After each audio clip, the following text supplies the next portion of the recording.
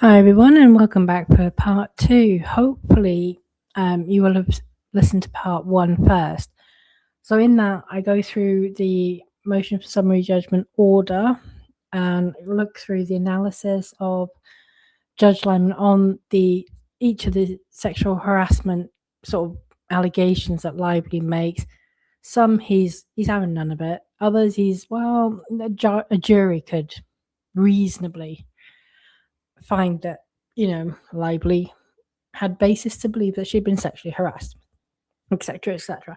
One of the things I said at the end was it would be helpful to Wayfarer if they maybe had someone who could testify at trial, someone who's experienced domestic violence and found, or a domestic violence charity that is not one of the amicus,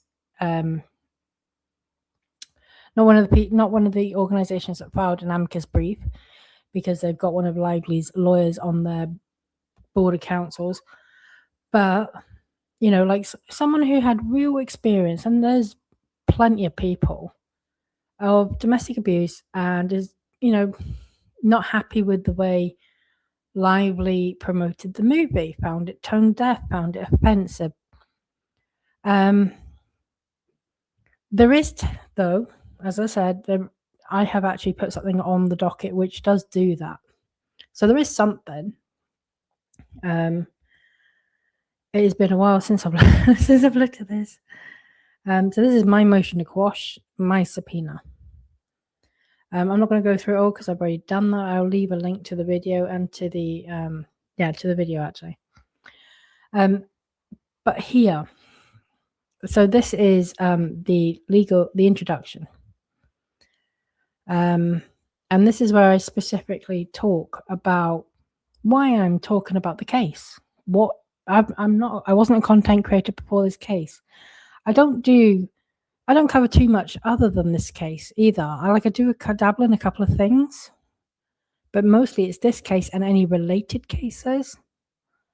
So why? Because I was so offended, grossly offended, by how the issue of domestic violence was belittled and watered down and treated, with such disdain as well from Blake Lively.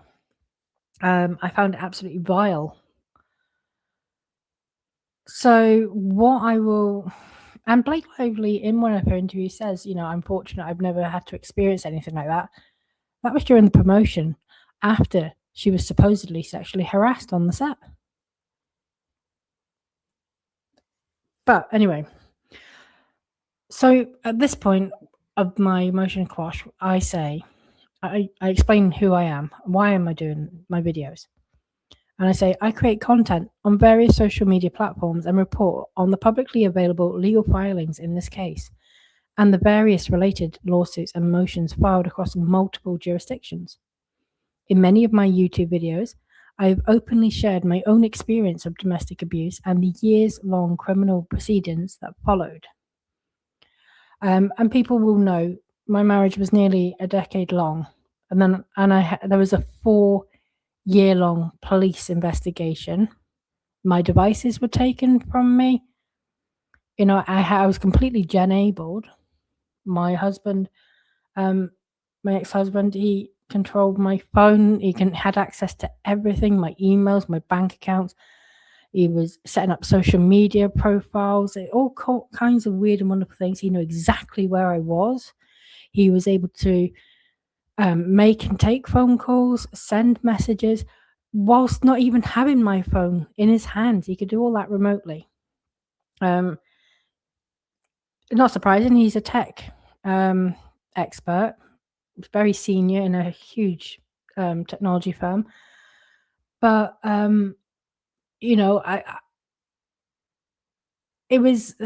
we had just had coercive control law come into force as well in the UK. There was a lot going on, and it was not one of those situations where, there was bruises and various things. Yes, there was rape, but the vast majority of the control side of things was done through technology. And that was an unusual situation. Because in theory, actually, there was a lot of evidence as a result. This is stuff I've talked about. I'm not going to go into a huge amount of detail, but just for the context of this, I spent years in a nightmare and then years going through the systems. And when I say systems, that's not just the police and the CPS, that and the court systems and everything. That is, trying to get a restraining order, dealing with victim organizations like the Sunflower Center and Rape Crisis, trying to deal with therapy, get therapy. Because at this point, I was diagnosed with complex PTSD because of the long-term effects of enduring abuse over a long period of time. And coming into this, and this is quite relevant actually for the part where I talk about my life after the subpoena, but coming into this case, this was the first time I'd really put myself out there again. It was the first time I had gotten to know anyone. And I appreciate there's only so much you can get to know someone when you're a long distance, it's literally over the internet. But I made the mistake of trusting people and, kind of, it was felt nice to have people like, after not seeing anyone, not doing anything with my life, shutting down entirely for so long, feeling so lonely, so depressed, so suicidal. I felt like I could put my knowledge and my skills to use. I felt like I was able to help people. I was able to speak up on a topic that mattered to me. When I had this subpoena, this was the first big threat. I mean, there have been people who've been attacking me, trying to dox me, and just being awful. Some of them pro Baldoni, without crystal ball was one of them. Some of them were, the Reddit lawyer, Kat Ortega, the person that Cassidy has also had a problem with.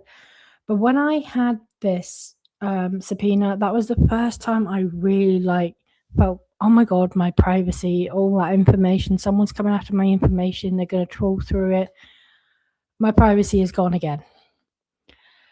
And when Cassidy filed her motion to quash, and she wanted to do it under, she wanted to do it anonymously, and Judge Lyman said no. That put the fear of God into me, because Kat Ortega, for instance, was openly admitting that she was sat there watching what was going on the docket to make notes of who we were. So I changed my name by deed poll just for the purposes of filing this, because I've been quite clear, Leanne Newton is actually not my real name.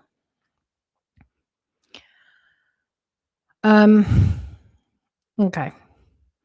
So there's some context. So this scared me. This really kind of triggered a lot of like a PTSD response.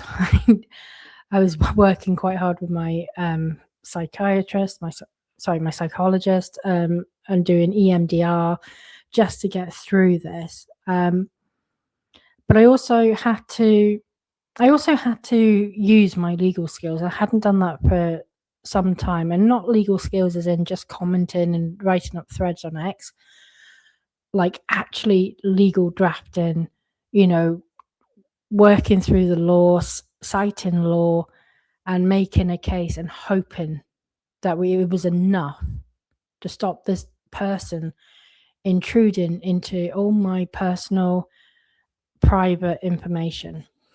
And not only that, when I had collaborated with Ashley, with Lauren, with Cassidy in particular, and when they all got their subpoenas, because they're all on the Google one, so theirs come first. And I was not going to sit there we all pulled together. I wasn't going to sit back and just not try to help a bit, and do anything, even if that was just moral support. I didn't care. And I spent weeks on holiday that I had paid thousands of pounds for a year ago. A year before this happened, I paid thousands of pounds to go on a cruise. And I was like, just in the run up to the cruise and in the first kind of week of the cruise, I was sitting, I was kind of functioning on my time, UK time or European time, and being up and talking to the girls on US time, Canadian time, and just generally supporting each other. I helped Lauren with some stuff as well, which is, was no secret there. Ashley has also kind of come out and confirmed that, her emotion quash is no surprise. When you look at my emotion quash and you look at hers, people are saying, well, they look very similar. They look almost identical. Well, yes, they were actually both written by me. And I had to, Cassidy did a lot of the US law, and I'm grateful for that because that saved a lot of time. But she kind of put together the template. We all used everything and, tailored it then to our own experiences. And in the case of mine and Ashley's, we had to implement international law, not international to me in terms of the UK, but this is I had to send this to a US court. So from that perspective, and that was it was just so much work. But in the midst of doing all that, I then got my subpoena, and I was at that point physically and mentally exhausted already from no sleep, working flat out, trying to keep on top of, so much was hitting the docket, and I just couldn't do everything. I was also under attack from people who were trying to dox me. And it was just an absolute nightmare time. And it didn't get any better after the subpoena, but that bit I'll talk about in a bit. Anyway, so just that's some context there. But yeah, years of abuse and then years of criminal proceedings, along with the effect of all of that on myself and my family. Like many others, I was hopeful of the positive impact that the movie Ends With Us would have on bringing awareness to the serious issues of domestic abuse and sexual violence to aid women to recognize the signs of an abusive relationship.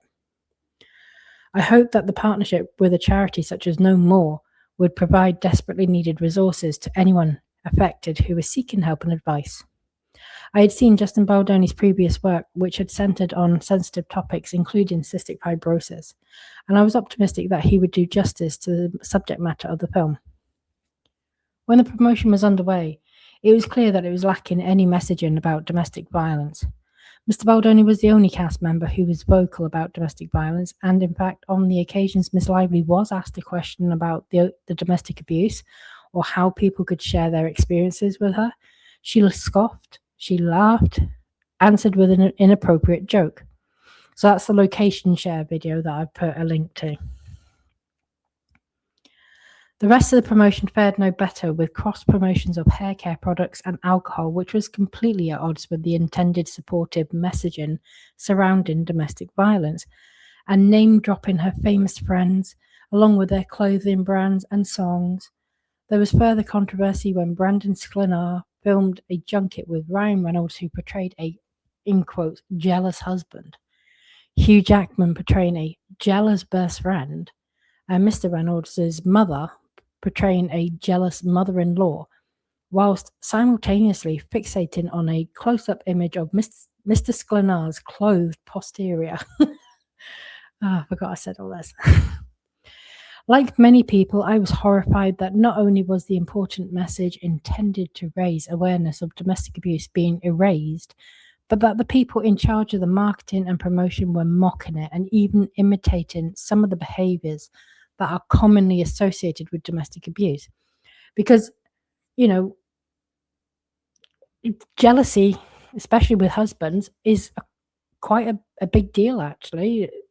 You're often accused of cheating, or they are cheating. There's something there. So jealousy is a huge thing. Even when you have a baby, your husband can be, or your partner can be jealous of the fact that you are giving your attention and your love to another, little human being. And that has resulted in some men killing the children. It is such a big deal. And really found it vile. I can't even express how bad I thought it was that Blake Lively was doing a skit mocking this, which just clearly made, I realized then that she did not have a clue what she was talking about. She has no idea of this subject matter. She should be nowhere near it. Anyway, back to this. Then we were all told to grab your friends and wear your florals when we go to see the movie. Miss Lively also claimed that the movie is not about domestic violence. I'll put links for all of these interviews in the footnotes. Miss Lively also claimed that the movie is not about domestic violence, even though the book's author, Colleen Hoover, has expressly stated that it was written based on the abuse her own mother had endured. It became evident that Miss Lively and Mr. Reynolds had hijacked the promotion of a movie that was intended to benefit vulnerable people and used it to promote themselves and their businesses, whilst excluding the one person who was sticking to the intended message. And they appeared to be confused as to why it did not make them look good. Miss Lively, who still cannot accept that the criticism against her online is entirely organic and of her own making, has made yet another move guaranteed to make matters far worse for her reputation by lashing out at content creators on social media. She appears to have failed to sufficiently prove her case of retaliation, and with deadlines for discovery fast approaching, seems to be making a desperate attempt to circumvent the rights and privacies of others in the hopes of finding a connection between any Wayfarer party or their counsel and some of the negative online reports. She has resorted to throwing metaphorical spaghetti at the wall and seeing what sticks. So that is my part in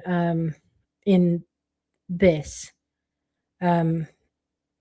where this is all the legal standard. I went on 3 UK laws, 3 US laws. But that part I've just read is specifically the part where I talk about being a domestic violence survivor. The fact that the film was important to me, why it was important to me, why Justin Baldoni specifically I felt was a good choice of person to bring awareness to the issue of domestic violence. Now, I didn't know much about Blake Lively. I'd never seen anything she was in before this film. And I was only really aware of who she was as Ryan Reynolds' wife, because I liked Ryan Reynolds. I'm not going to lie, I did. I don't now, it's fair to say. But in this, I talk about the problems with the messaging, with the promotion. Alcohol is got such a link to incidents of domestic violence, and yet she's promoting booze, naming booze after the main character, the main abuser. You can't make this shit up. That is clearly someone who has never experienced domestic abuse in her life or anything anywhere near it. Either that or it's not her idea, it's her husband. But it did not sit well with me. I did not like it. And it felt much like Colleen Hoover when she tried to market. Asshole Media has actually done a post on it, so I'm going to bring it up because she does a great job. Asshole Media has actually brought up some of the marketing. Let's look at this, right? It ends with ah. This is literally some of the marketing for Betty Booze and Betty Buzz.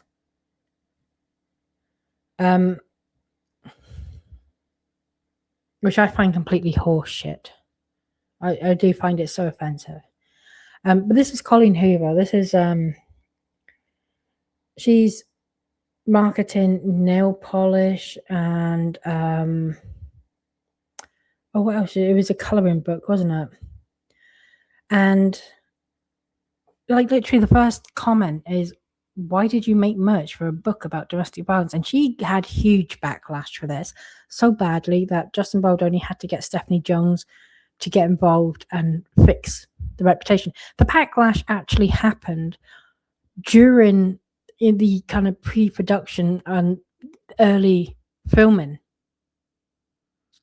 That's, like, that's when that happened. It was like 2023, all of this did. This wasn't way back in time and space.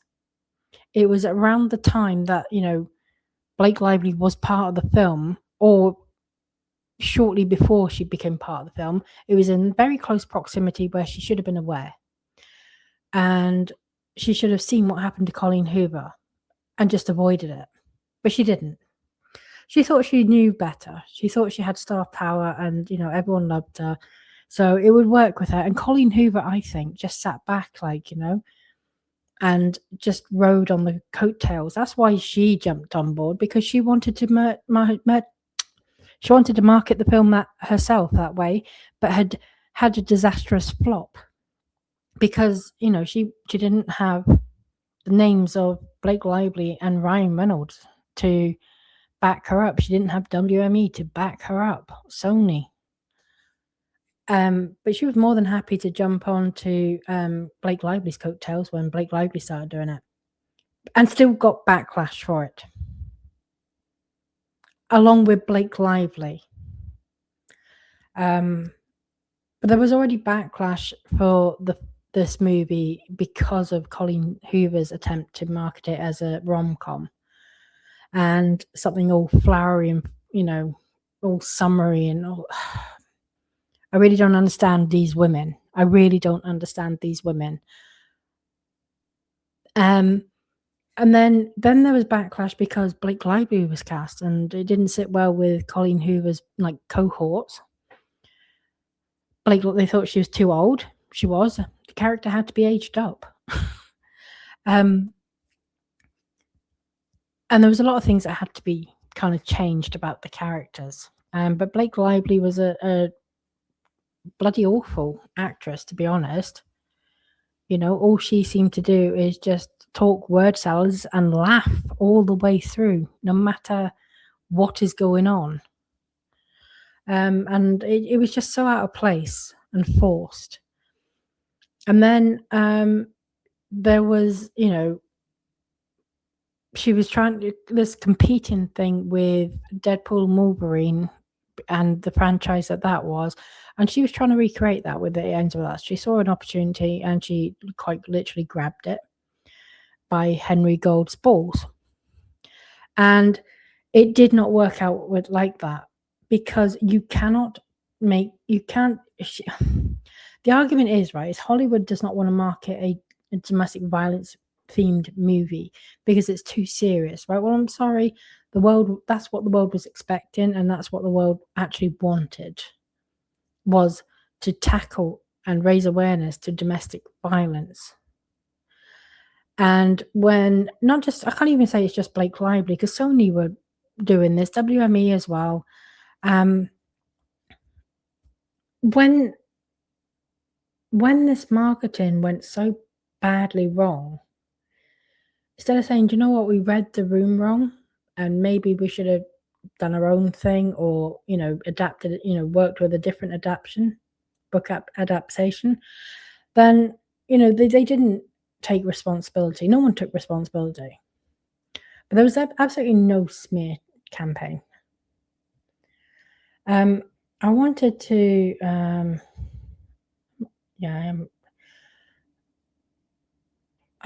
whose is this? All right. I'm just looking.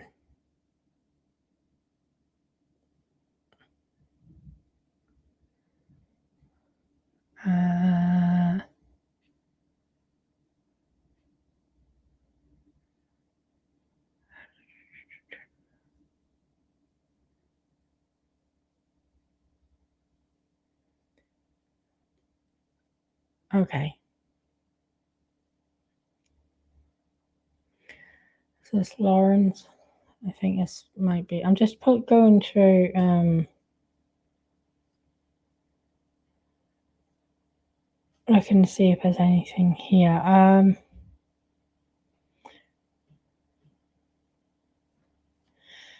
There was something. There we go. All right. So I'm just sharing the screen now.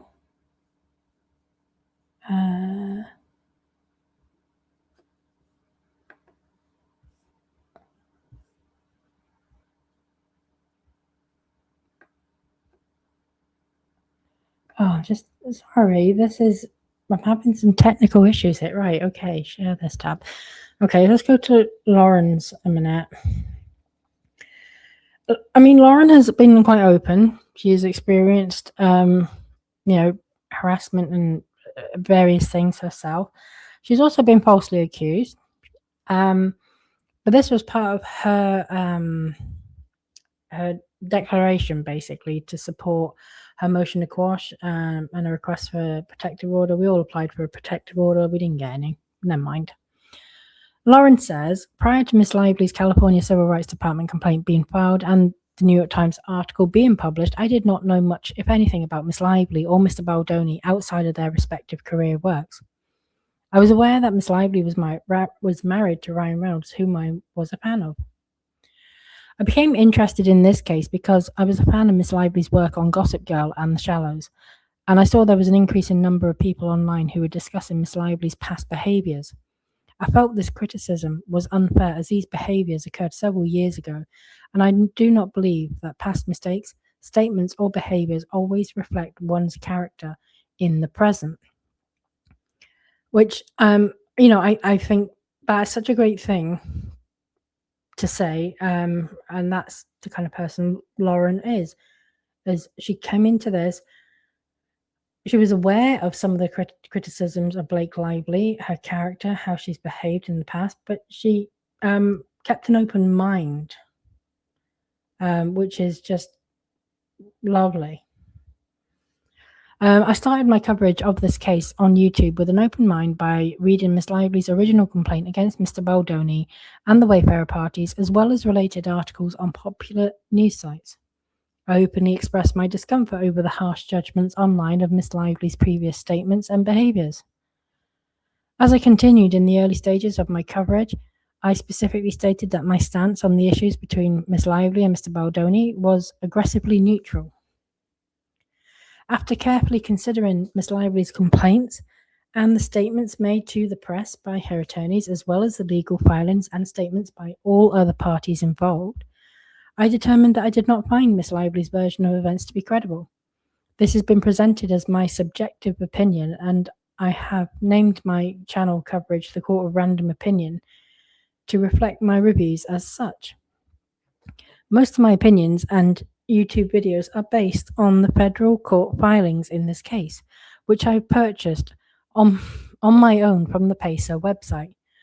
One needs to look no further than the hideous quarterly PACER bill attached, and PACER is so expensive. Hideous quarterly PACER bill attached in the exhibits of this filing to confirm this. Exhibit A. Based on what I have learned through my coverage, I personally do not believe that Miss Lively was sexually harassed by Mr. Baldoni, and I personally do not believe that there was a coordinated smear campaign against Miss Lively. I arrived at these conclusions on my own without contact with any of the parties involved in this lawsuit. And that's kind of a recurring theme, if you like, for all of us. I mean, Ashley's says a very similar thing. She did not put anything in her motion to quash about any previous trauma or abuse that she had experienced, and that's absolutely fine. So I'm not going to kind of speculate on that, but she talks about the effect of the subpoena in the attempt to silence her. She talks about the fact that she runs an animal sanctuary and the effect that it would be having on that, her ability to earn her income, etc.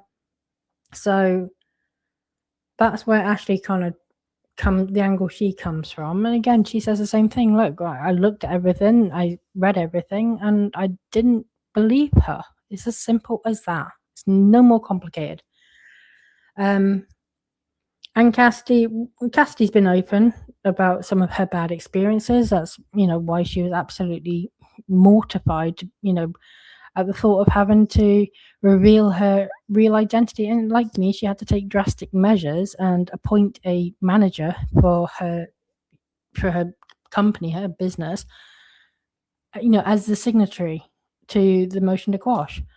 But that was, and then she was met with it was because the name was Chinese, racist attacks and comments were being made as well. It was just absolutely wild. And Cassidy, because I was on the live with her when she read it, her motion to quash, and she talked about, needing to, all the trauma, that the wounds that have been reopened, the anxiety, and it's had a devastating effect. I've seen Cassidy talk about it. Then Perez, after his, I was messaging him, and he was having an extremely hard time. And there was a couple of videos he's done where he was absolutely in tears. He was talking about the panic attacks and anxiety. And, he's been obviously very, very poorly as well recently. I sincerely hope he's feeling better now. But it's been an awful lot. And then Ashley, most recently, only a couple of days ago, she talked about the stress that she experienced, the impact on, stomach ulcers and everything, and how ill she was feeling, how stressed out she was feeling. And I think people kind of don't realize that one thing happened, which I am going to go to. And I wonder if this, I don't know for sure, but I do wonder if this had some effect on, I'm sorry, I'm just finding it now, on, although it's not mentioned by Judge Lyman, did this contribute or go some way to, the retaliation claim staying in? I don't know, but it's something that it's in the back of my mind now.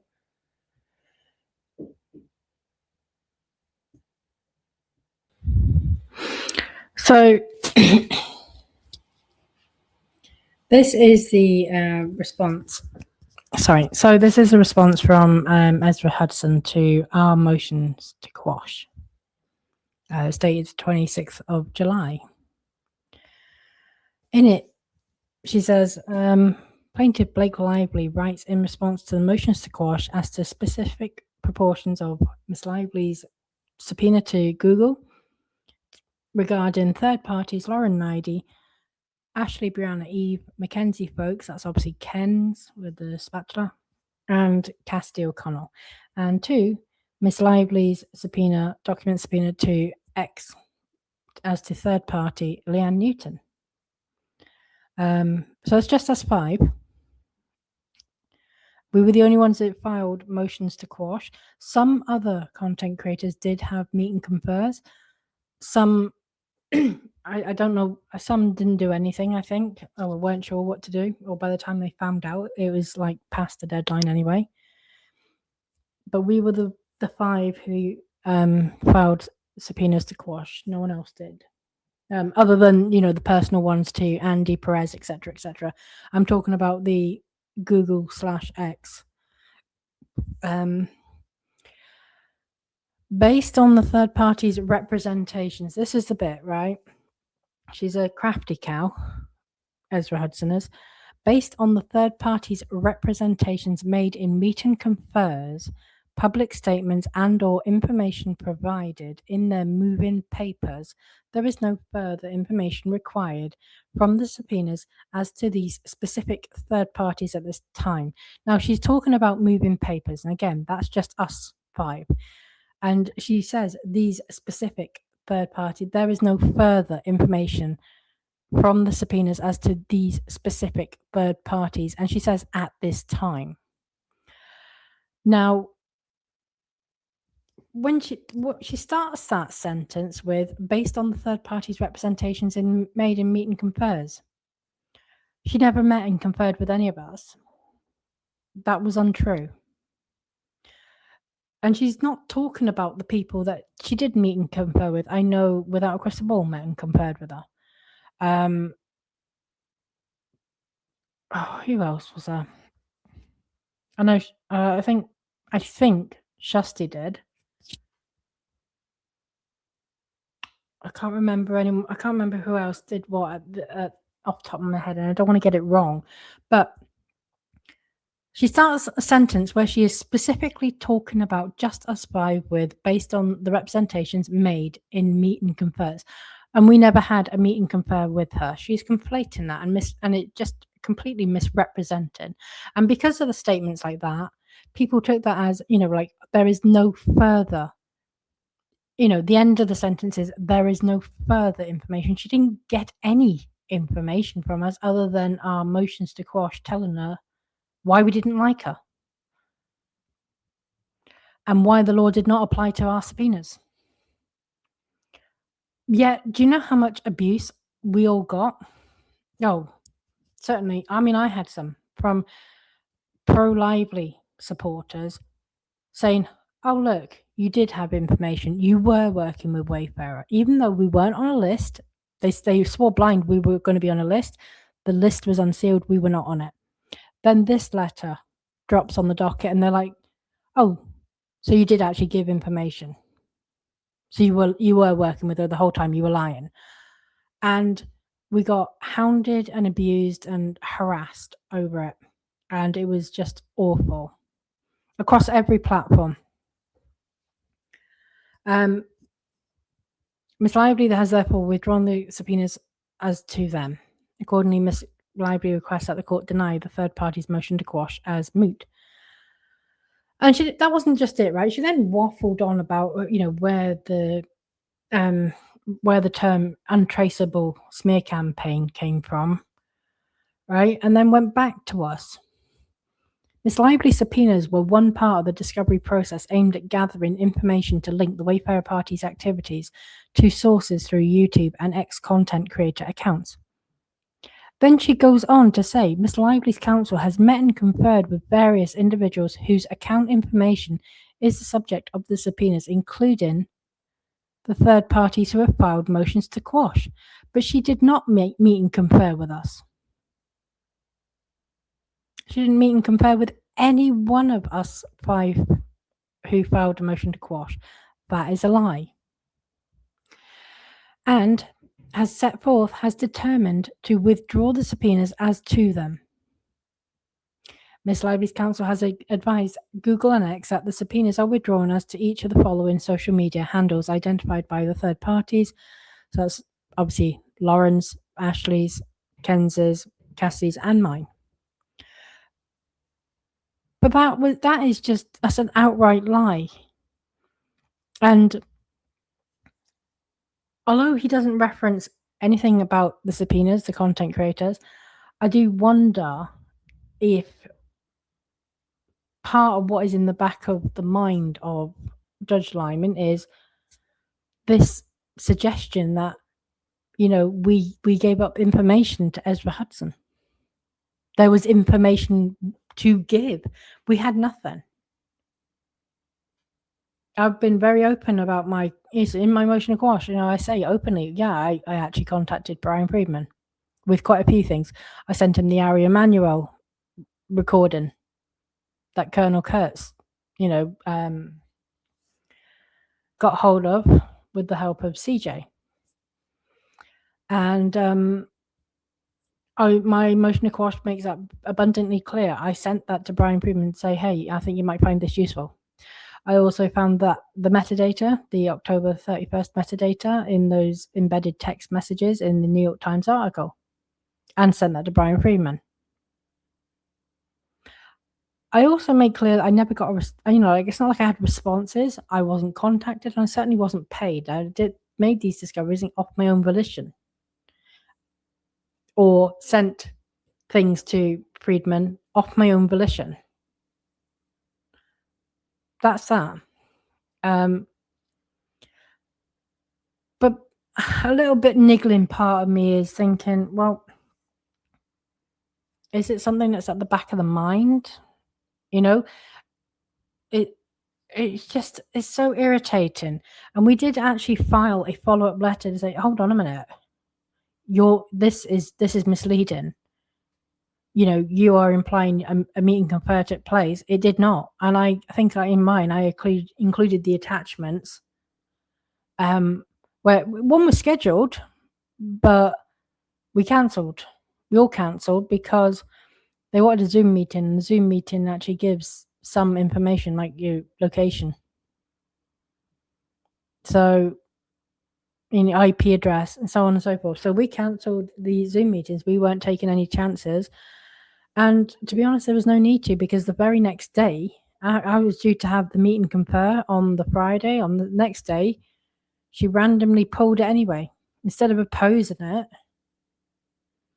she clearly didn't believe that I had anything, because she buckled at the first pushback. She could have opposed my motion to quash, and then I would have had to file a reply. This would have dragged on for a while, but she didn't.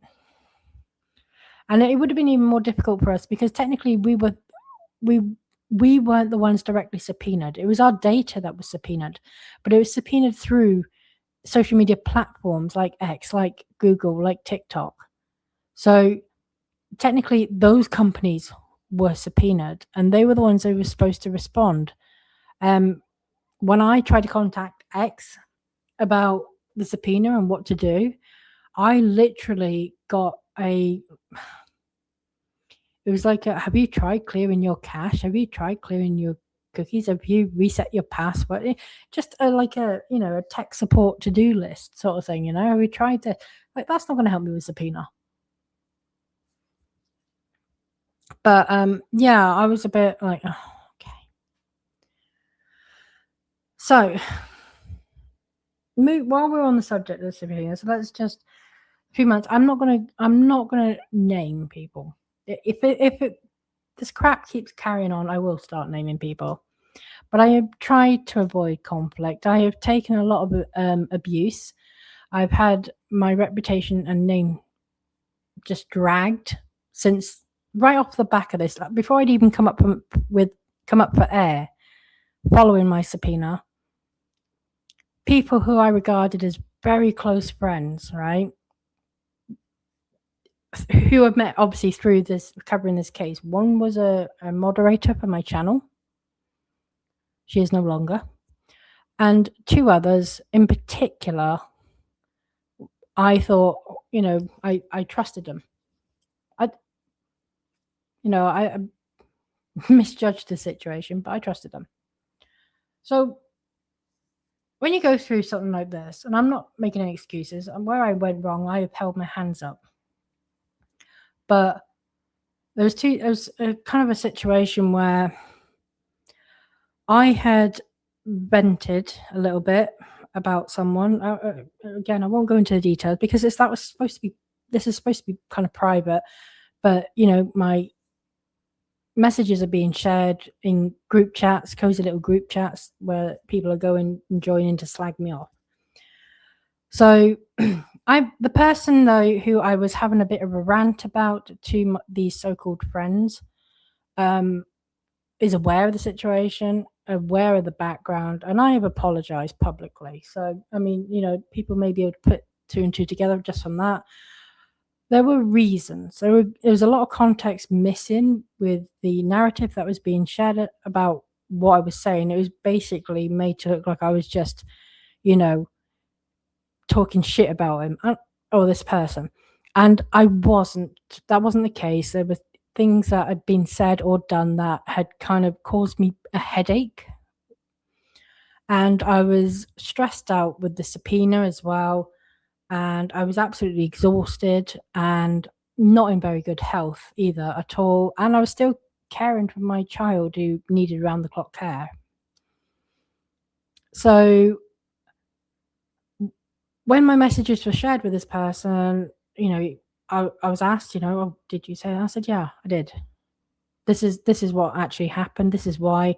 I didn't mean it at the time. I'm not proud, and I'm sorry. But the context is this was what all the shit I was going through, and this is stuff that you'd said and done, which just added stress, and I was just sounding off, like most people do, right? You just kind of go, oh, for fuck's sake, why did so and so, they're pissing me off, right? Everyone does it, but the context has been sucked out of this by the people who I shared my rants to, and my messages were kind of shared, which conveniently left out their own messages, which weren't flattering at all about this person either, even though they didn't have a reason to not be flattering about him.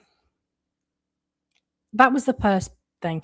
Then there was someone else who had left, had blocked someone and left social media, and I was asked, well, why she shut down her account?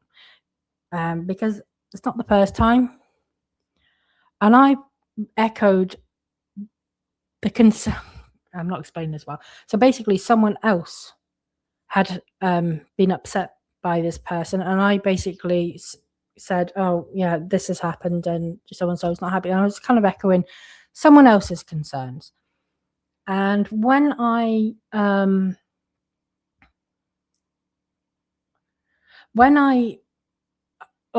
pushback then, it's like it was almost like what I said, or this other person, the concerns that this person had were then dismissed by the person that I was talking to.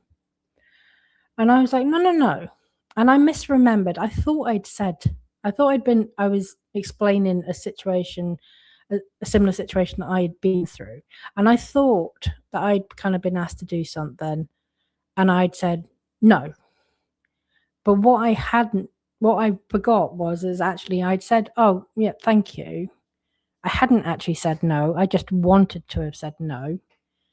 But I was cautious about saying no to someone, because the last time I said something that upset them, they did the same thing to me. They shut down from social media and really worried us for days.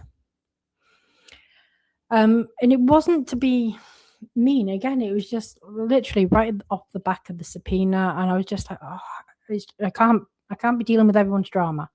I've got a lot going on. And I was like, I got a little bit frustrated, but I don't know, I'm probably not explaining this very well, but basically there were two conversations about two different people that were shared with these people that I trusted, and they were conveyed to said people involved with context missing and embellishments. Now, again, I've also spoken about that publicly as well. I put a post up on X, and I was it clarified the situation, shall we say, and I did offer an apology. It's not like I'm not a mean person by any stretch, but in those two with those two people, well, with the first one I had my own reasons, and with the second one I was kind of backing up someone else who had been upset. And I thought, okay, well, that's the end of that. And then I noticed that those three people in particular, were being kind of a bit off, a bit silent. I just thought, well, time, people are busy, etc. And I kept sort of asking over months, is everything all right? Is everything all right? And I kept being told, yeah, everything's fine. So I carried on trusting them. And I started to feel a bit uneasy. I felt like a sense of something wasn't right, and I just didn't know for sure. I couldn't prove anything, but I had a feeling that something wasn't right. But I think I brushed off thinking, oh, look, I'm just rattled, because of the subpoena. I'm sure everything's fine. And if people have got a problem, if there's an issue, then, we're all grown-ups. We can talk to each other. They can say, hey, Leanne, I'm not happy with you. I'm not happy you said this or did that or whatever. Whatever the problem is, I thought, well, we were good enough friends. If there was a problem, they'd just talk to me, and, I'd either say, oh my God, yeah, you're right, I'm really sorry. Or, there would be a miscommunication, and I'd say, oh, no, that's not what I meant. I think you've taken it the wrong way, and then explain what I meant. And I thought we were grown up enough for that. Apparently not.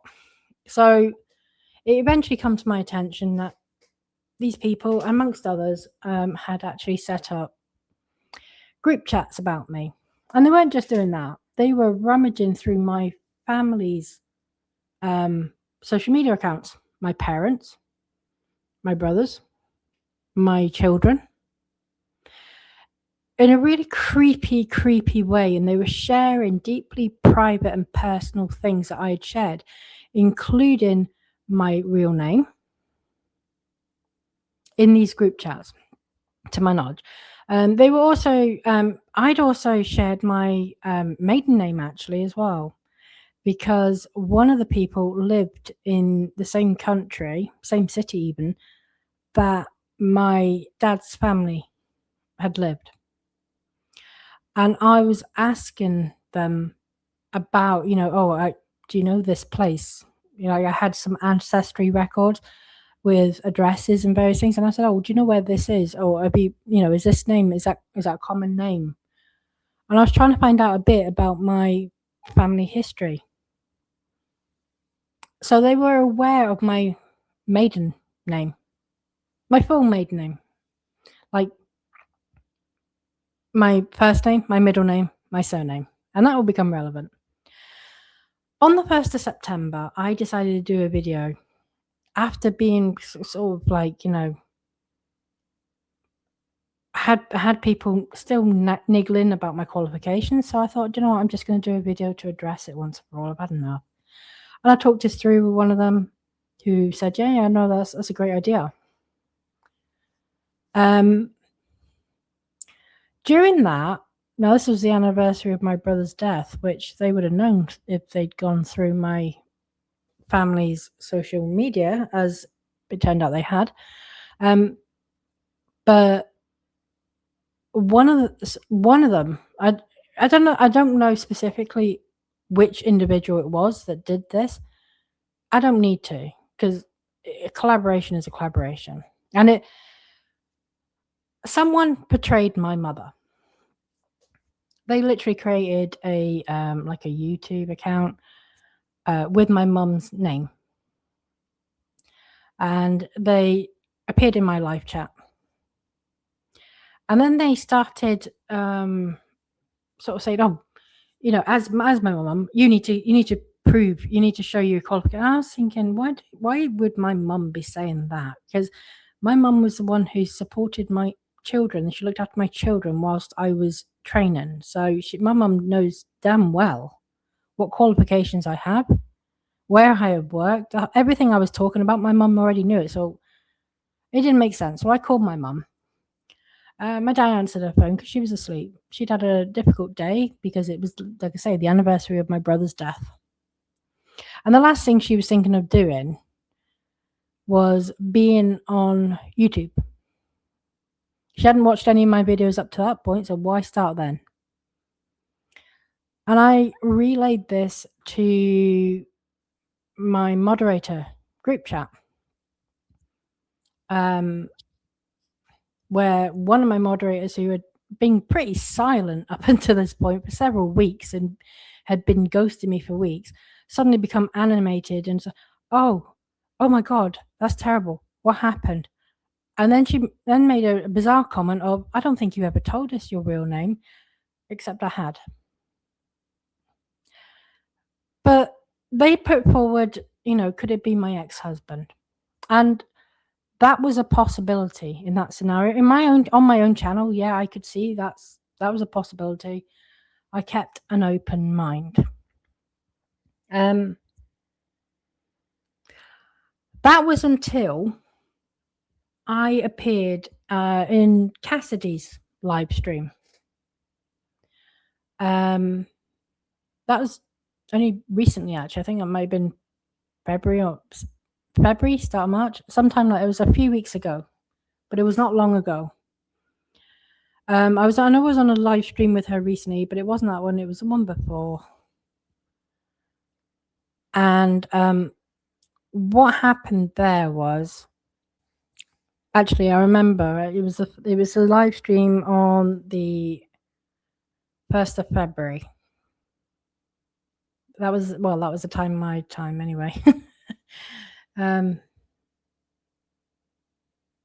Yeah, but it might have been the day before in American time, but yeah, it was around that time. I was in the live stream. It was quite random. I actually got invited on to join Cassidy. Again, that was not planned. That was not advertised. She saw me in the live stream, said, "Hey, do you want me to send you a link? Join me." I was like, "Okay, then yeah, sure." But it was absolutely random. And at this point, I realized there's no way this is my ex-husband, because what happened is someone had set up a YouTube account with my middle name and my maiden name, my maiden surname. And there's no one around who knows that. That would not be my ex-husband, because how would he know I was going to be in Cassidy's live stream? I hadn't been in Cassidy's live stream, chatting for months. I hadn't really been going into anyone's live stream because I was quite rattled by what happened in my own. So I didn't really do many lives after that.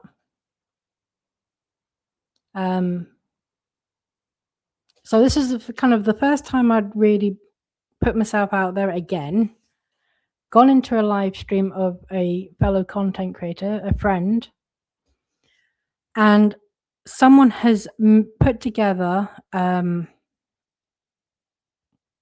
YouTube account using my middle name and my maiden surname. The account was actually created a day or two before, when I did a live stream with Omar and House of Chatter on Omar's live stream. But it turned up in Cassidy's live stream, and I thought, well, no, that has to be someone who knows I follow this case, I follow Cassidy, and has physically seen me in her live stream. They know I'm here in her live stream to see this right now. That's not my ex-husband. That could only be one of the 3 people who I told my name, my real name, both my maiden and my current married name, including my middle name. And the reason it's quite unique is because my middle name and my maiden surname are both Danish. They're not even something, if you listen to my British accent, you could guess. So that had to be someone who knows I'm following this case and saw me in Cassidy's live stream. So they're also following the case. They follow Cassidy, and they saw me in the live stream. And out of those kind of people, the only people it could have fit was the 3 people I trusted. Now, maybe they've shared the information, like they've shared so much other information with other people, because lots of people, like I say, have come to me now and said, "Hey, I was, invited into this group chat. They did this, they did that.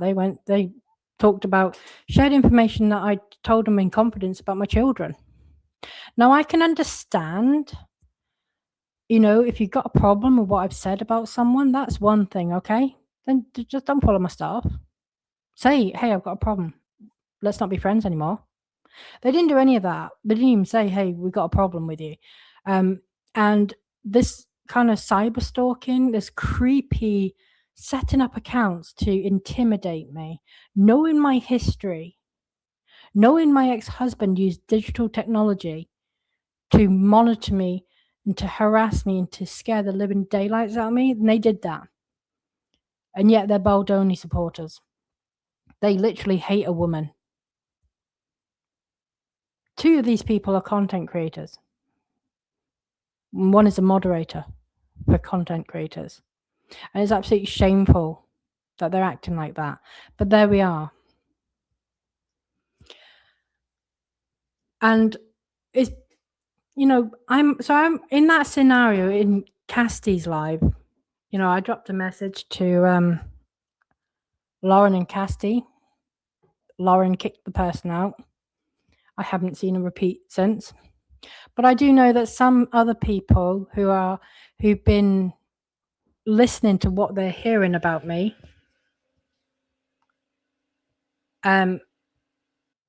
sorry, my ice maker. So other content creators have had messages. When I've done little lives or appeared on their channel, they've had messages. Oh, you should be careful of Leanne. It was her fault the content creators got subpoenaed, which is a lie. There was also mention of, because I'd emailed Ezra Hudson, and apparently I did that so I would get myself subpoenaed. I emailed Ezra Hudson on the 11th of July, and that was because Google were not given answers, and neither were any of the Lively attorneys about whether the Google subpoena was real or not. In fact, there was mixed responses. Sometimes they were, the response was it's fake. Other times it was, yeah, it's real. So I emailed and said, hey, look, can we clarify what's going on here, because there's a deadline.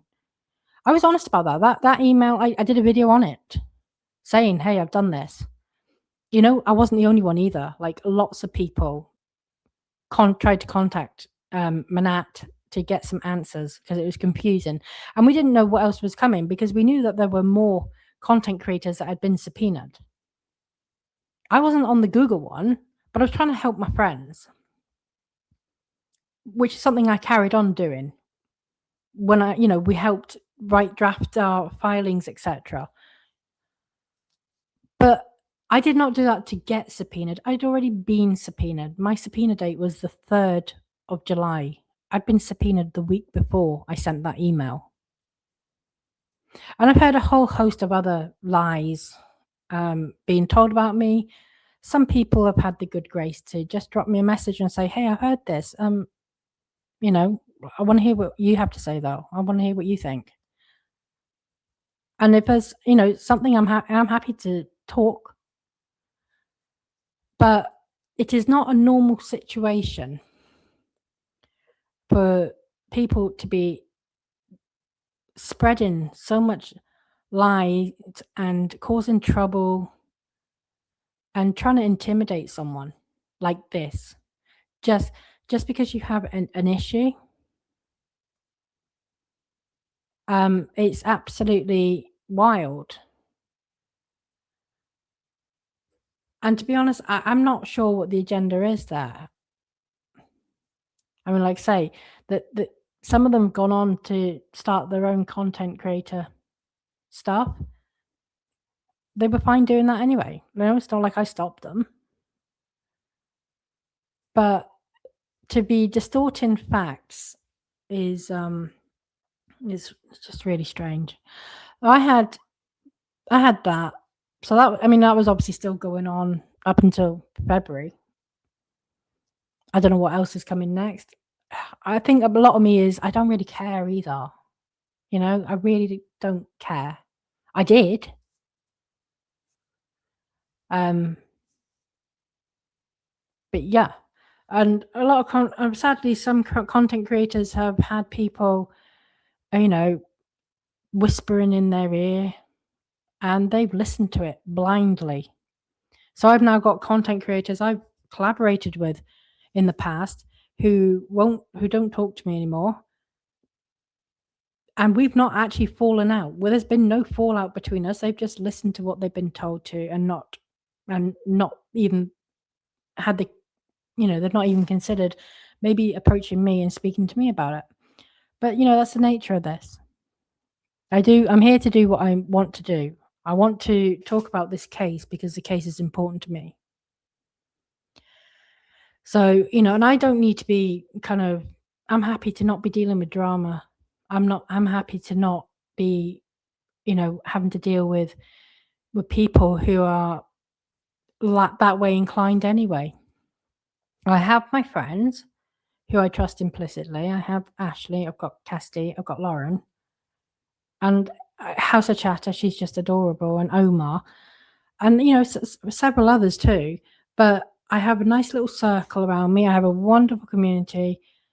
But yeah, that was my life after subpoena. I went into what could only be described as, severe depression and anxiety.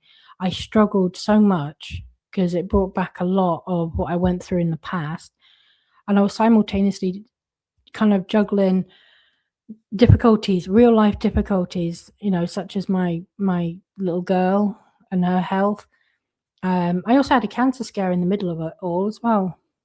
I was referred urgently to over the UK. It's called the breast clinic. So where they suspect possible breast cancer, it's a fast track referral system. They were concerned I had Paget's disease, which is a form of breast cancer. I didn't, thankfully, but I did have an issue which I need to have surgery on. So my health is like, other content creators have said, I was after subpoena, stress, and I was physically unwell. I've gone quite the same way. I had got over COVID, and then it's just been one thing after the other. And I've got issues with my lupus as well at the moment, which is causing kidney damage.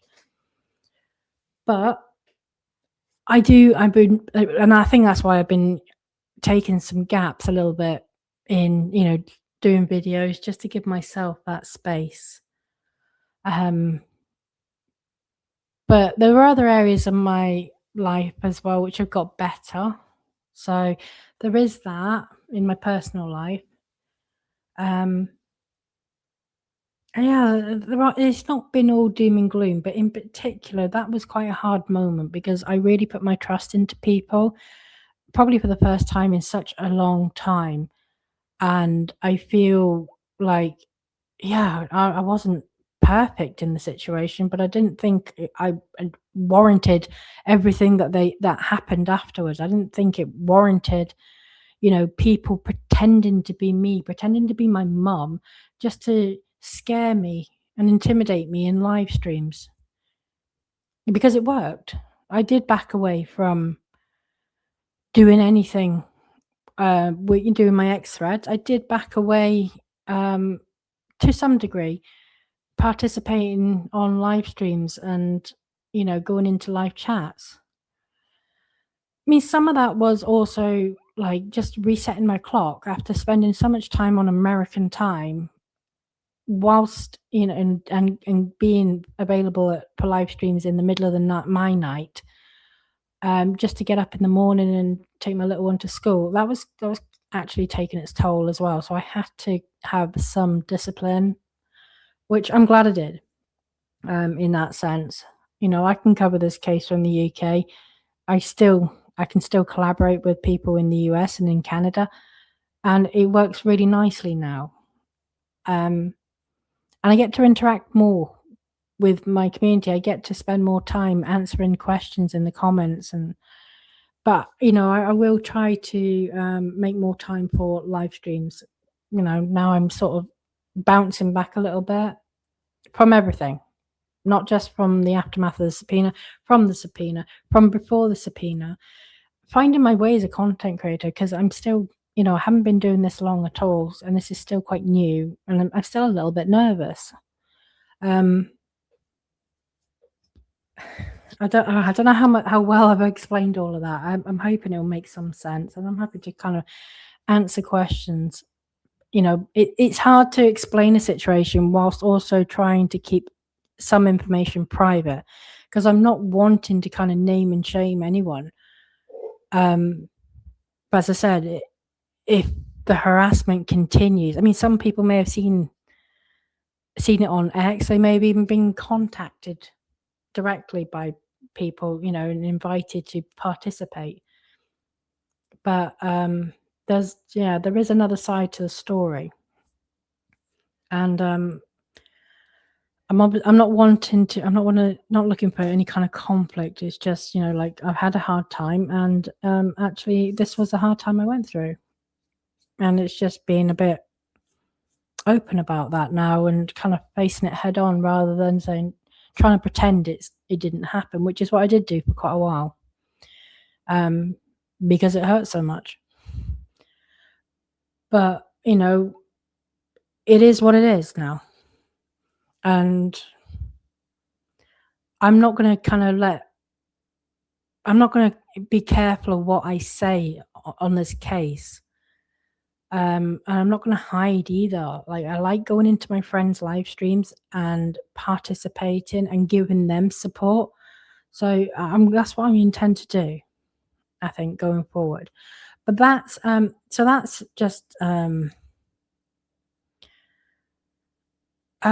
just a little bit of something that I wanted to just talk about and get that out there. Before I kind of go on to this, obviously, I'm sure people will be aware that Lauren had a really unsettling voicemail from someone who is supporting Blake, a filmmaker. I can't remember her name, Deborah something. But like, no one should have to be dealing with that, and it's really quite concerning that someone has, whilst we're talking about information being shared or people taking things too far and crossing lines and trying to intimidate, I really feel so strongly. I'm really pissed off for Lauren that, this is happening. I think that's absolutely insane. So I'm sending some love Lauren's way and just hoping, that hopefully that doesn't happen again. I don't know what else she can really do about it, but I know she's taking a bit of time for herself, which I think is a good idea. I really do. Okay, so let's try and go through some of this. I haven't got all of her stuff. Where is it? So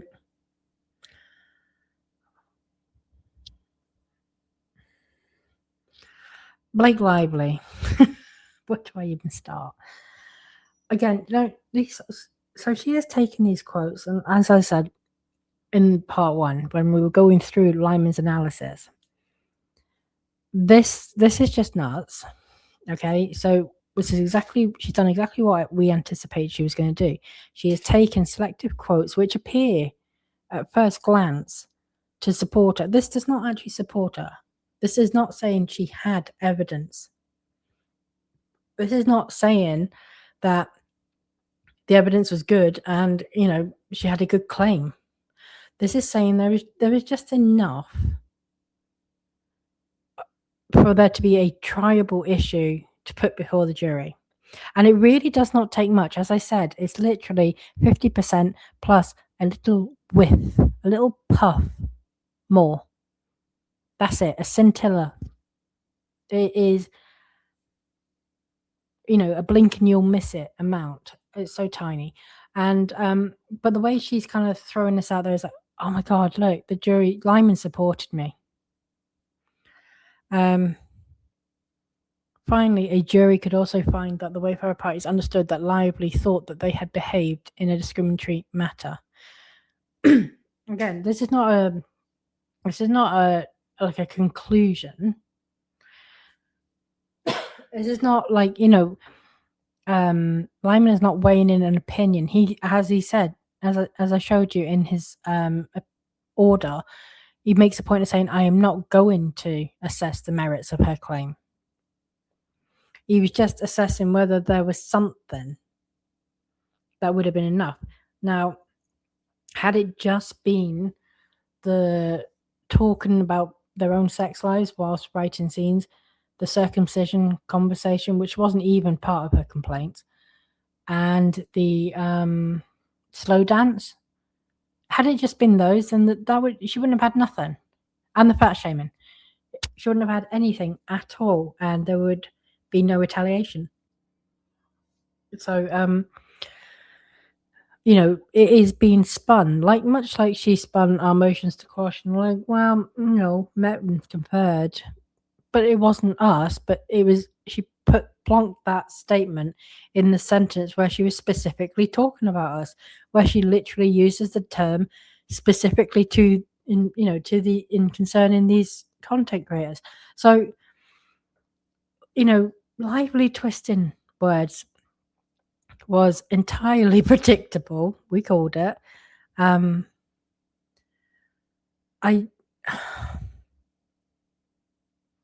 it's exhausting, and I mean, fair play, right? I'm guessing. I saw it through Ashley, so I'm crediting Ashley because I'm not aware of anyone else who saw it first, but there may well be. But that find, I didn't even see the emoji, the dragon emoji. It was so tiny I couldn't see it, but Ashley picked up on that. And when that comes at the end of a long sentence talking about how you're a voice for women and quoting statistics about domestic violence, doing everything you should have done during the promotion of the film, and if you had, would have prevented all of this crap we're dealing with now. We would not be here if she had just done that. But now she's doing it. But then she throws in a dragon at the end, and it's like, you're really not taking this seriously. And I do hope that someone points that out at the trial, because it's if someone it just feels like it's more mocking, That's how I took it. Like when I realized, I was like, oh my god, she's still taking the piss. And it really is disheartening, because she does not care at all. But hey, have your dragons. If that's what you want, good for you. You've got famous friends. I think this is going to do some damage to her career, though, and her reputation. But I am really over all of these Easter eggs that they keep leaving around. I don't even like the fact that they're referred to as Easter eggs. That sounds cute. This isn't cute. It's mind games. It's mind games. I think that's me. I'm kind of just gonna leave it there. I think overall there were problems I did find with the order. Like everyone else, I agree there were some issues. There were some points that Lyman made where I thought, do you know what? Yeah, okay. I hadn't actually thought about it from that perspective, but I can see it now. Because I really thought, well, if the SH claims are dismissed, then the retaliation ones will go too. But he does make a reasonable point that if she reasonably believes, and section 47.1, just for the damages, you don't even have to file a complaint. So she can feel like she's been sexually harassed, and that's enough. She doesn't have to make a complaint. But there are things I don't love about the order too. I don't like that he's made arguments for Lively for what she said to Jamie Heath.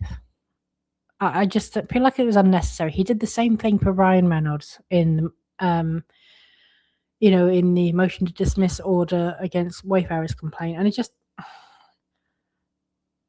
explain your reasonings. But if it's not something that the plaintiff or defendant has, if it's not something that a party has said, it's not in a complaint somewhere or in a filing somewhere, and there's no evidence to suggest it, there's no text message saying something of a similar thing, I don't understand why Lyman is then saying, oh, well, she might have thought this, or she might have said it for that reason.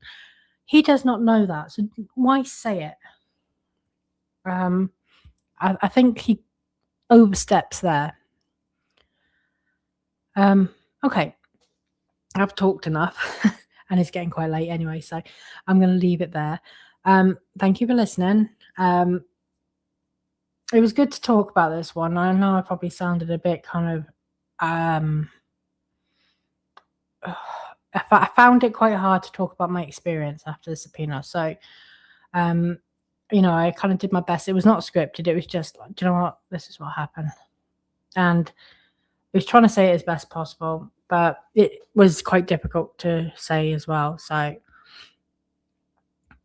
but thank you for listening, and we'll see what we get tomorrow, because we are due tags response. If they're going to refile the MSJ, that should be tomorrow. The deadline's tomorrow, and then we get the motions for the pre-trial order. So that's also coming tomorrow. I've got something I want to do with the Celeste Smith. I want to do a video on the Celeste Smith case against Wayfarer. So I probably won't do that tomorrow, because if there's 2 orders, that'll be enough really for one day. So I might do it on Saturday. Okay, guys, have a really good night, and I will speak to you soon.